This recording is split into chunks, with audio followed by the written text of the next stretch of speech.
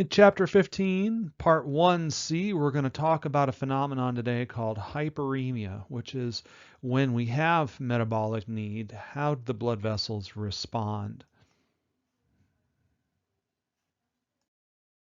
What we have here is a sort of generic microcirculatory setup.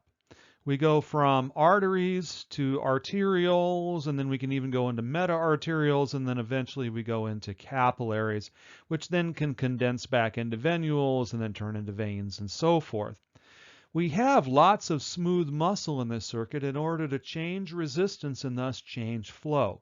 We certainly have plenty of smooth muscle in arterioles and in meta-arterioles, but before we go into the capillaries, we often have smooth muscle that acts at what we call a precapillary sphincter.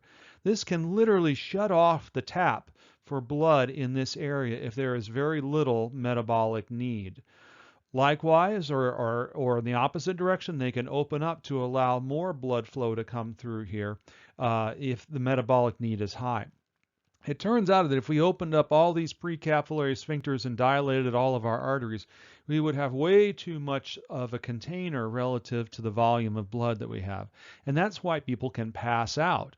If we have massive vasodilation, all of a sudden the container is too large for the volume of blood and the pressure drops precipitously.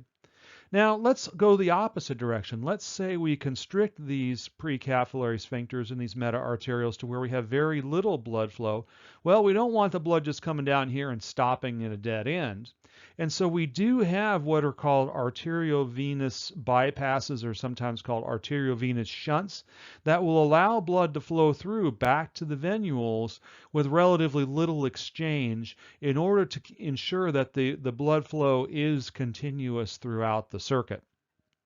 So now I'm going to show you a couple of different scenarios, one with low metabolic need and then high metabolic need.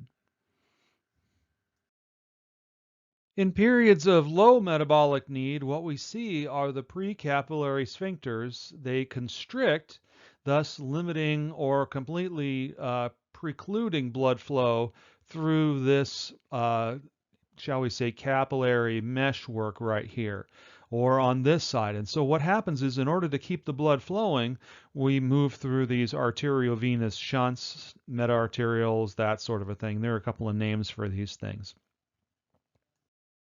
And in times of high metabolic need, what we see are these precapillary sphincters dilating, allowing for much more flow through those capillaries and much more gas and nutrient exchange.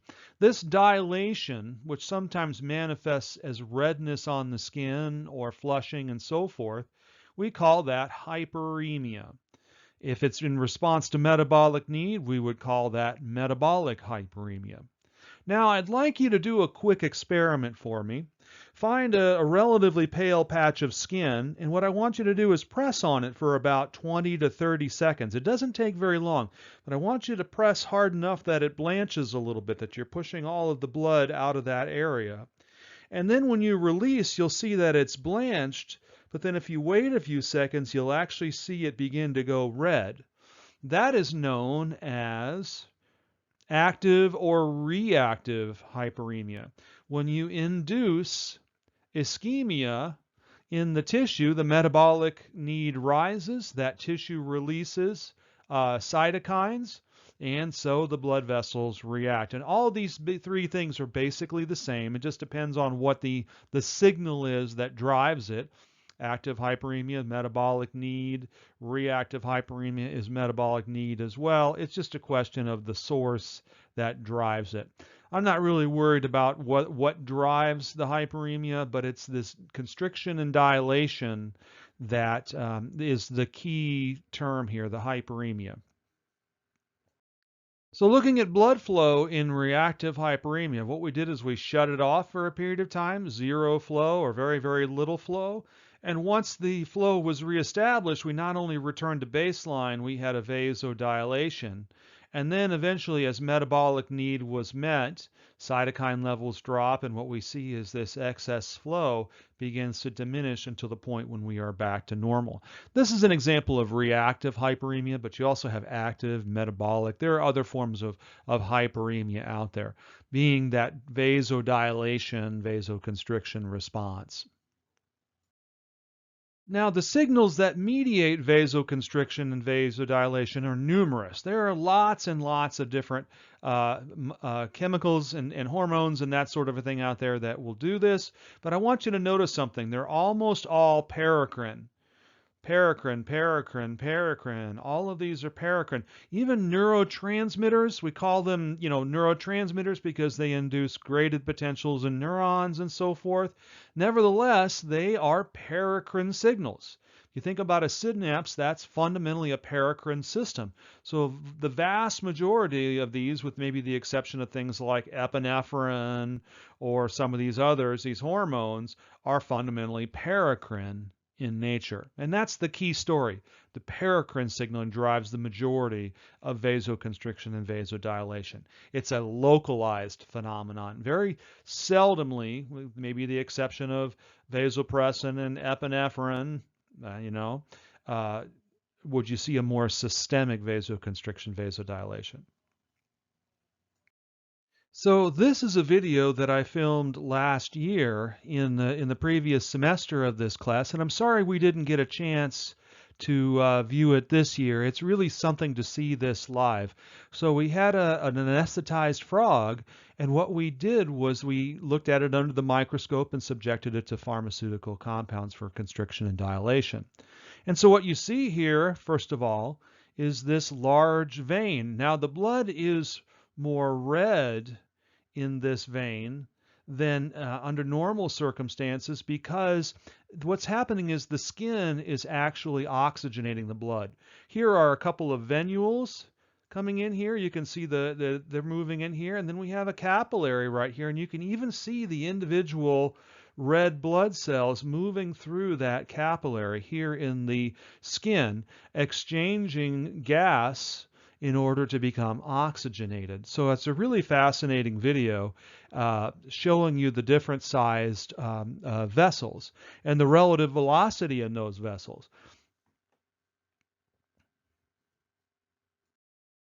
Moving on from the resistance and flow side of the equation, I'm going to circle back around to sort of the front end of the situation, and that's cardiac output and the pressure side of the situation. So I'm going to scroll through the next few slides in sequence. What we have going on in terms of generating pressure is ventricular contraction. And so when the ventricles contract to the point where pressure exceeds that of the aorta, because remember, blood flow cannot go from here to here unless pressure is higher here and then here. So we get the ventricular contraction, and that sends a bolus of blood into the arteries. When that pressure in the ventricle exceeds that of the mean arterial pressure in the aorta and arteries, that semilunar valve opens, whether it's the aortic valve if you're talking about the aorta, or the pulmonary valves if you're talking about the pulmonary arteries, and that sends blood into the arteries during that systolic contraction, during the ejection phase of ventricular contraction. So as that blood leaves the ventricle and is ejected into the arteries and or the aorta, the vascular smooth muscle in the aorta and the pulmonary arteries will relax transiently and allow that blood to enter without causing too much of a pressure spike.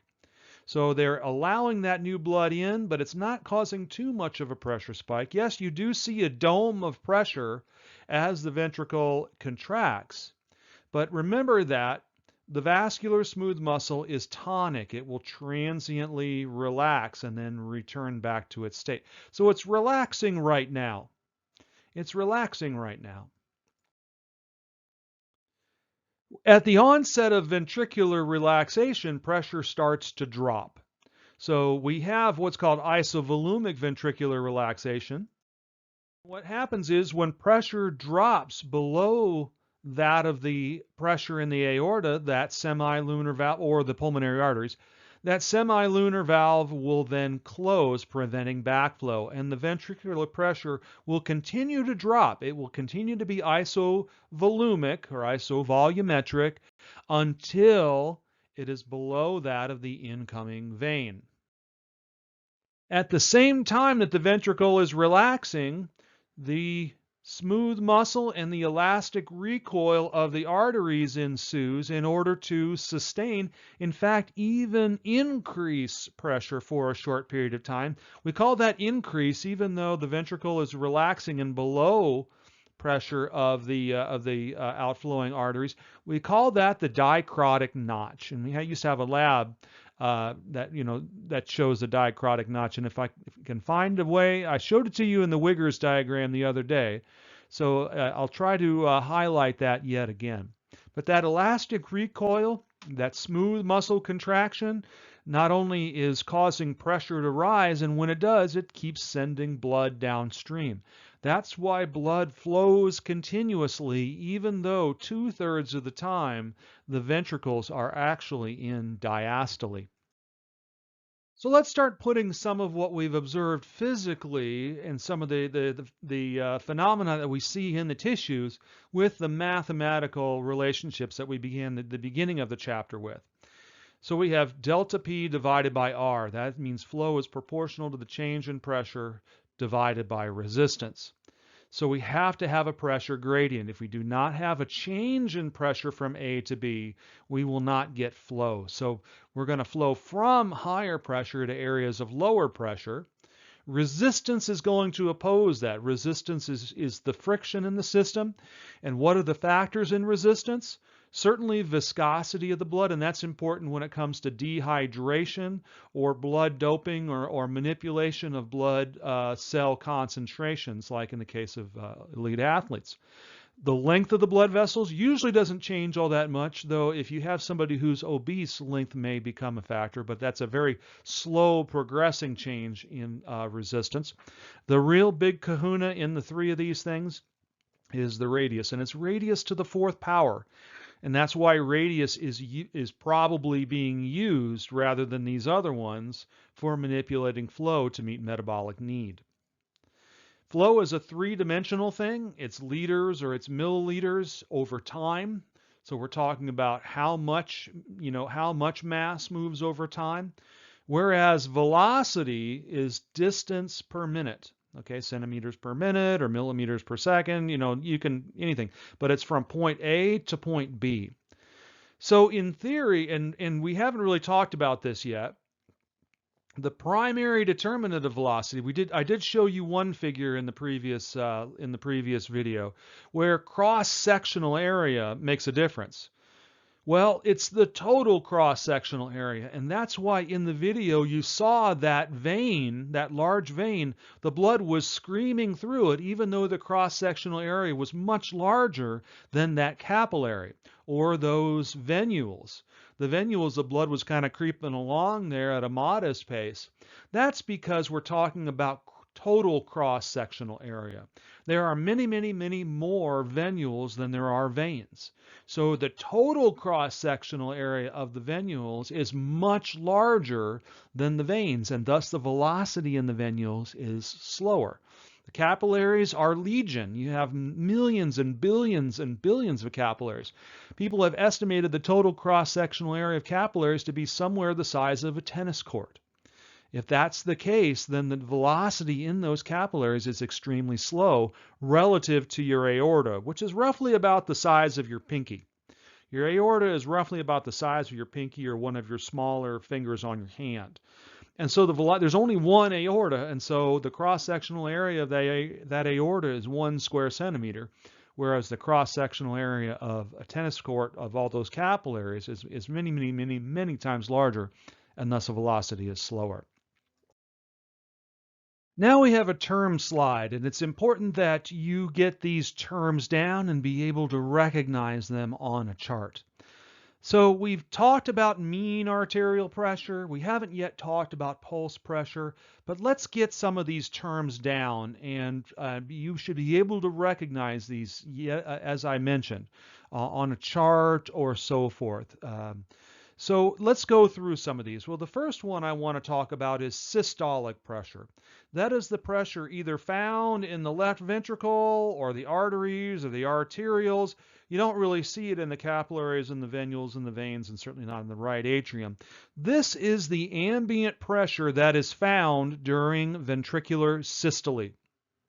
So what we see is a peak right here, a peak right here, a peak here, and a peak here. These are all systolic pressures. As we get further and further away from the ventricle, those systolic pressures get closer and closer to something called the mean arterial pressure. But they are the pressure that would be found if we took the reading during the period of ventricular ejection. The next one is the diastolic pressure. This is the lowermost pressure when the ventricles are in diastole. So in the left ventricle, we're darn near zero because we have to be lower than the pressure in either the venules coming in or the right atrium. So we actually see a violent shift from almost zero to over 120 millimeters of mercury inside the left ventricle. The systolic pressure would be 120 in the ventricle. The diastolic pressure would be somewhere between 3 and 5. So we're talking about 115, 117 millimeter of mercury swing with every heartbeat. In the arteries, what we see is, again, we see that systolic pressure somewhere around 120 in the average adult. And then, but in diastole, when the heart relaxes, we only drop down to 80. And that's due to the fact that those smooth muscles and the elastic recoil of the aorta and the arteries is sustaining something called mean arterial pressure. And I'm going to get to that here in just a second. So the diastolic pressure is the pressure that we would find in a given vessel or vein during diastole of the heart, during relaxation of the heart. Pulse pressure is the difference between systolic and diastolic pressure. So the pulse pressure in the ventricle would be around 117. Now, we normally don't do ventricular pressures. That's very, very invasive procedure. You'd have to stick a syringe through the chest wall and into the ventricles. Very, very difficult. What we typically do, though, is when we're doing a blood pressure cuff, is we're measuring arterial systolic and diastolic pressure. That's the 120 over 80. That's the average blood pressure number that you hear in a healthy adult. 120 over 80. And so the pulse pressure is the difference between those two. So if 120 minus 80 is 40. So the pulse pressure would be 40 in your typical artery, like for instance the brachial artery that we do most of our blood pressures with. If we were to go further and further, like if you went out and did the pulse pressure, say in the arteries way down by the ankle, you would probably see a lower systolic, maybe even a slightly lower diastolic. Typically the systolic falls first. Okay, so we would see a slightly lower number the more distal that we are from the ventricle. In fact, you can actually see a difference if you take the left arm blood pressure and you take a right arm blood pressure in the same person at the same time. You would see a 5 to 10 point difference in systolic pressures, a 5 to 10 point difference in pulse pressure, the difference between systolic and diastolic. Now there's one more line here. It's this line that's traveling through right here. This is called mean arterial pressure. This is the arterial pressure that is the average pressure over time. And here I've highlighted it in black. It is not the same as the average between systolic and diastolic. If you did the average between 120 over 80, what you would see is that the average between those two numbers would put you at 100, but it's not at 100. It's lower. It's closer to 90.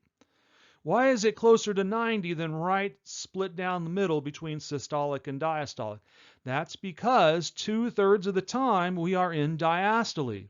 So if you were to look at this, you would see that the mean arterial pressure is skewed about 2/3 of the way between systolic and diastolic. If you take a piece of paper and measure this length, And then you take a piece of paper and measure this length, you'll see that the length between mean arterial pressure and systolic is about twice that between mean arterial and diastolic. So make sure you recognize that. MAP is relatively important. You don't see pulse pressures all that much, but I'd like you to go ahead and know what that definition is and definitely know systolic and diastolic pressures. There are a number of ways to calculate mean arterial pressure. This is just an example of one, diastolic plus 1/3 the pulse pressure. If the pulse pressure is, let's say, 40, we would add that to diastolic. Our diastolic is 80, so 1/3 of 40 is 24. Puts us somewhere, I don't know, I didn't do my math right. But in any case, you can figure that out. It's easy to calculate mean arterial pressure using this formula. Diastolic plus 1/3 pulse.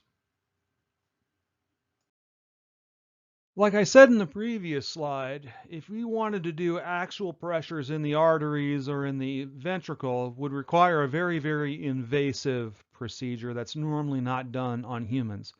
Well, fortunately for us, we have developed a technique, and this is actually one of my favorite words in all of medical terminology, and that is SPHYGMOMANOMETRY. So a blood pressure cuff is a sphygmomanometer. In any case, we can indirectly assess the arterial pressure, the systolic and diastolic pressure if we have the right apparatus. If you don't have a stethoscope, you can still estimate systolic pressure. And what the blood pressure cuff is doing is actually acting as a tourniquet. What we do is we put the blood pressure cuff over and around an appendage, usually an arm, though you can do the femoral artery as well. And you inflate to the point that it cuts off circulation, shown here in panel A. In panel A, what's happened is we've inflated the cuff to a higher pressure than the systolic pressure, and so there is zero blood flow. So when that cuff is inflated, there's no arterial blood flow, and so you don't hear any sounds. Right about the time that the pressure is equal to that of the mean arterial pressure in the artery, systolic spurts, systolic spikes in pressure will get through. And just at that moment, you begin to hear sounds, and these are called Korotkov sounds. Korotkov was the person who identified them. What's happening is as that blood squirts through, just a little bit squirts through, there's a little bit of turbulence. And that turbulence is where the blood is closing back. There are little areas of vacuum. The blood collapses those areas and it generates a sound, and that's known as a Korotkov sound. So you begin to hear the pulse as the blood is able to squirt through that tourniquet, because the pressure during the systolic pressure is ever so slightly high enough to burst through that tourniquet. Then we keep listening, and at the point that we see no more turbulence, that is, we have achieved what's called laminar flow. There is no more turbulent flow there, usually around the time we hit diastolic pressure. And so when the sounds go away, that is the equivalent of diastolic pressure. So when the Korotkov sounds ensue, we record that number as systolic pressure, and when the Korotkov sounds diminish significantly, they don't always go away. With a stethoscope, you can hear pulse even without a blood pressure cuff. But when the sounds diminish significantly, that is the equivalent of reestablishing laminar flow in that blood vessel, and that is the equivalent of diastolic pressure. So let's say we have a systolic pressure of 120, and a diastolic pressure of 80, what would be the pulse pressure? The pulse pressure would be 40. Mean arterial pressure would be 80 plus 1/3 of 40, which is roughly around 12 or 13. So our mean arterial pressure would be somewhere around 93. So again, bringing it back, trying to always reaffirm what we've already talked about. Cardiac output injects volume into the system. We have elastic arteries that relax their smooth muscle and absorb that pressure. And then as the ventricles relax, they begin to squeeze, sustaining that pressure side of the equation in order to sustain flow.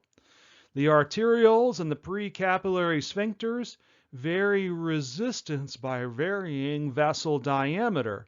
If we change vessel diameter, we change the friction that ensues across the surface of this vessel, and that causes less flow.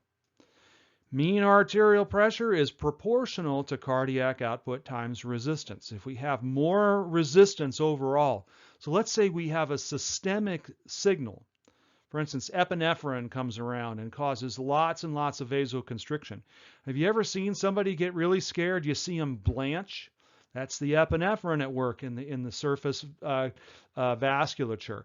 Their mean arterial pressure rises because their cardiac output goes up and their variable resistance also goes up. And where does that pressure go? Right into those arteries, and so pressure will spike.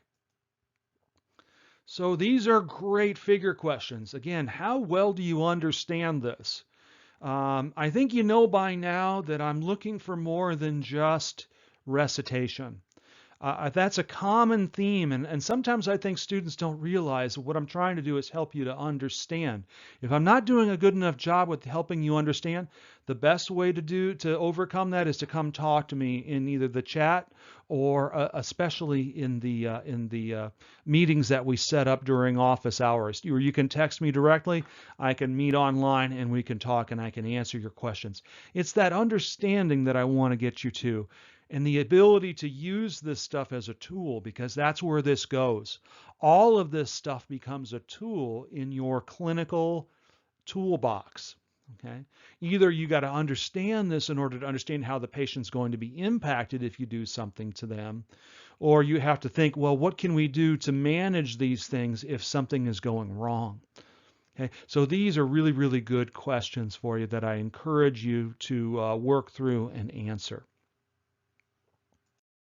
We're back to a little bit of the abstract, and again, this is a nice review slide. The idea, though, would be to take this and go back to some of the previous slides that we have seen where you see some of this, or where I've mentioned things like dehydration and so forth.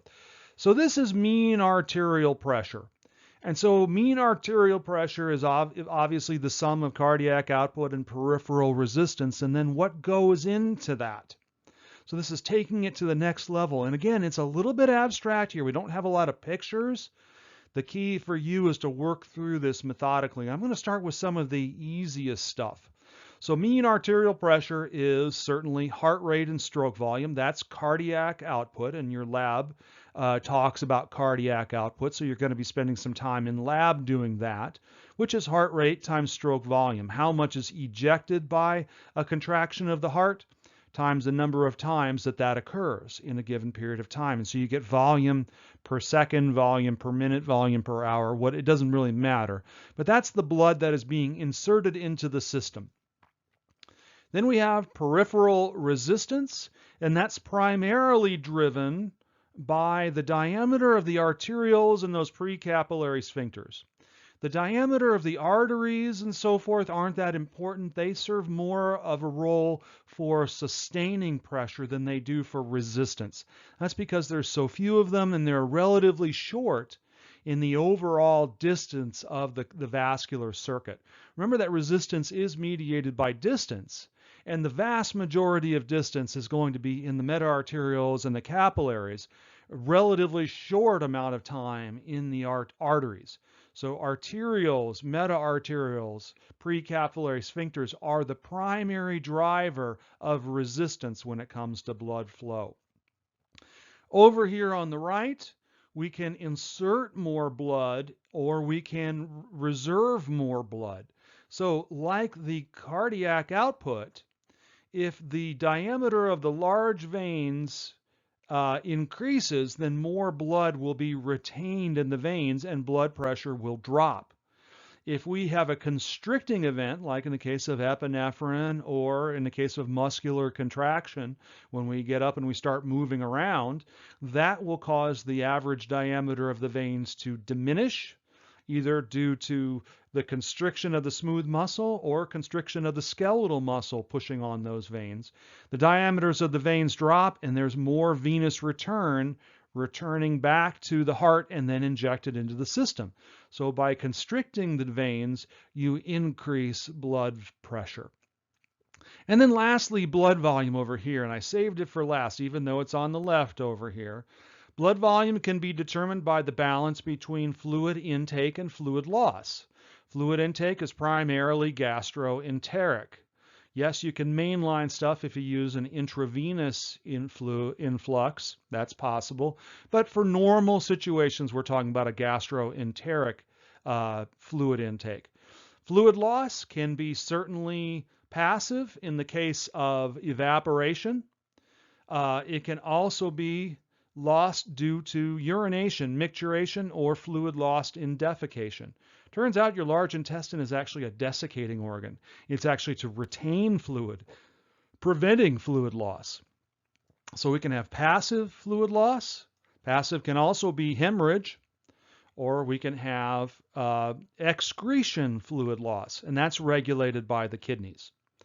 So all of these factors, blood volume, how much is in the systemic circulation, how much is being inserted by the cardiac output, how much resistance there is in terms of the constriction and dilation of the arterioles, meta-arterioles, and then the constriction dilation of the veins. All of these things play into mean arterial pressure, and you should be able to envision how each one of these things influences overall pressure. And we're just a little over half an hour right now, so I'm just going to give you a little bit of an insight, and I'll probably come back to this as the beginning of part 2. But we were talking about blood pressure, so let's bring in the responses. So in the last one, I showed you the factors that affect mean arterial pressure. Well, let's talk about some of the ways that we can respond and thus change mean arterial pressure. Let's assume that blood volume goes up for whatever reason, and that's going to trigger blood pressure to rise. More blood going into the systemic circulation is going to cause higher blood pressure. Well, we have a fast response that's going to bring us back to a healthy or baseline homeostatic mean arterial pressure. We have a fast response, and we have a slow response. The fast response is the cardiovascular system.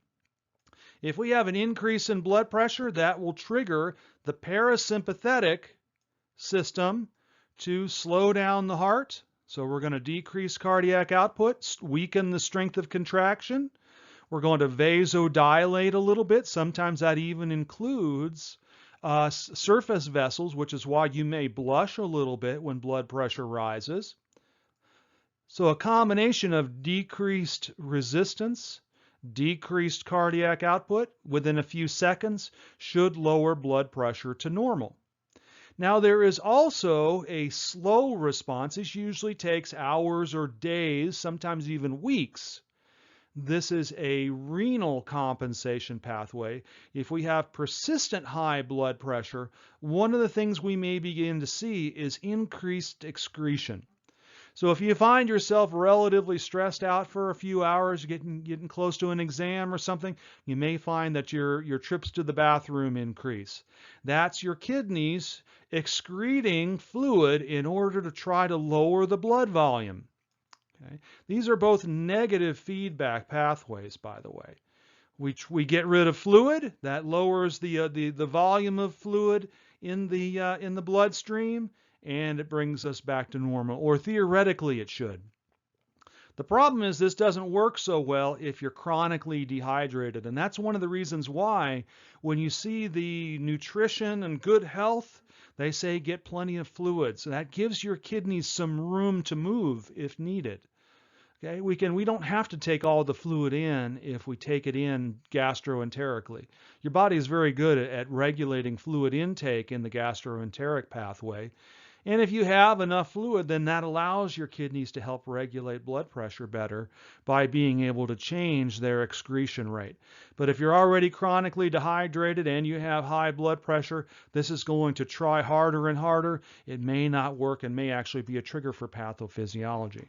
But a fast response pathway in the vascular and the cardiac systems, usually through the parasympathetic pathway, and then a slow response through the renal, more hormonal, actually it's more endocrine response pathway through the kidneys. Again, negative feedback pathways bringing or trying to bring blood pressure back to normal.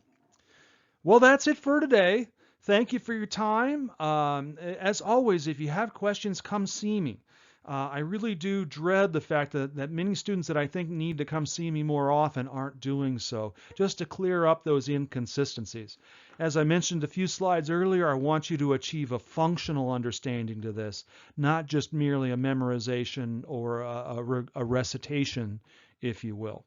Again, thanks for your time, and I'll see you soon.